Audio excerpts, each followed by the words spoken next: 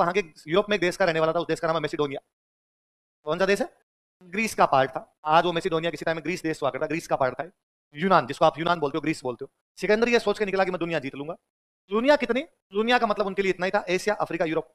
America की खोज नहीं हुई थी, ऑस्ट्रेलिया को जानते नहीं थे, तो दुनिया का मतलब यही था। सिकंदर ये सोच के निकला था कि मैं ग्रीस से निकलूंगा, ग्रीस मतलब यूरोप, यूरोप में आसपास वाले जीतूंगा, इसके बाद में जाऊंगा मिस्र, इजिप्ट, अफ्रीका, अफ्रीका वाला जीतूंगा, फिर मैं घुसूंगा मध्य एशिया, मध्य एशिया जीतूंगा, फिर मध्य एशिया से मैं जाऊंगा इंडिया, इंडिया जीतूंगा, इंडिया से मैं जाऊंगा रशिया। उसको चाइना का पता ही नहीं था, तो उसको ये नहीं पता था कि इंडिया और रशिया के बीच में बहुत बड़ा देश चाइना भी आएगा। तो उसने कहा इंडिया, इंडिया से मैं जाऊंगा रशिया, और रशिया को जीते ही वापस यूरोप में आ जाऊंगा, ग्रीस दुनिया को जीत ली, घूम जाऊंगा मैं इतना। अब वो वहां से चला भाई, अपने मैसिडोनिया से चला उधर से जब वो रवाना होते उसने इजिप्ट वाला यूरोप जीता, यूरोप जीतने के बाद इजिप्ट जीता, मध्य एशिया जीता, मध्य एशिया जीतने के बाद वो अफगानिस्तान में घुसा, यहां से उसको मुकाबला मिला।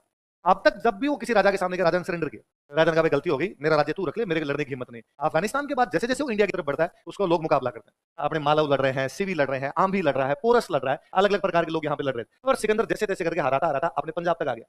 पंजाब में एक नदी पड़ती है व्यास, कौन सी नदी है?